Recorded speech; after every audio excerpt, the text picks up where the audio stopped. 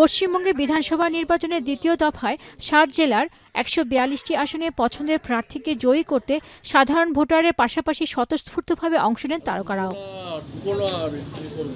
এরই ধারাবাহিকতায় টালিগঞ্জে ভোট দিলেন সোনারপুর দক্ষিণ আসনের বিজেপি প্রার্থী অভিনেত্রী রূপা গাঙ্গুলী। তবে ইভিএমে কিছু যান্ত্রিক ত্রুটি থাকায় বেশ কিছুক্ষণ লাইনে দাঁড়িয়ে থাকতে হয় তাকে। কিছু লোক কমপ্লেন করছিল যে ওই ব্যাটারির জায়গাটা খোলা ছিল, এইসব অনেক ঝামেলা চলছে। 22 নম্বর পার্টে আসলে অনেক ভালো ভালো লোকজন থাকে, তো সেই জন্য এটা যত তাড়াতাড়ি গন্ডগোল করানো যায় আর কি, সব খেলা। এছাড়াও আরবান ডেভেলপমেন্ট সোসাইটিতে অভিনেত্রী ও তৃণমূল সাংসদ রচনা ব্যানার্জি ভোট দেন। সেখানে ভোট দিতে যান ব্যারাকপুরের তৃণমূল প্রার্থী ও পরিচালক রাজ চক্রবর্তী এবং তার স্ত্রী অভিনেত্রী শুভশ্রী গাঙ্গুলীও। সকালে চারুচন্দ্র কলেজে ভোট দিতে যান অভিনেতা চিরঞ্জিত চক্রবর্তী। ইভিএম ত্রুটির কারণে প্রথমে ভোট দিতে না পারলেও পরে এসে ভোট দিয়ে যান।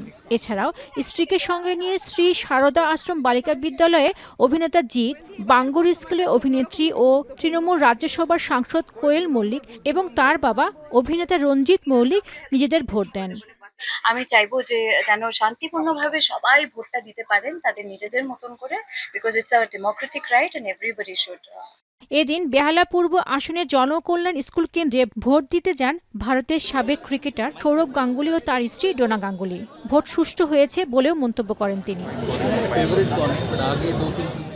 দিনভর এই ভোট উৎসবে গণতান্ত্রিক অধিকার রক্ষায় এসেছেন প্রসেনজিৎ, যশ, নুসরাত, শ্রাবন্তী, অভিনেতা ও তৃণমূল সাংসদ দেব এবং শিবপুর আসনের বিজেপি প্রার্থী অভিনেতা রুদ্রনীল ঘোষ সহ আরও অনেকে।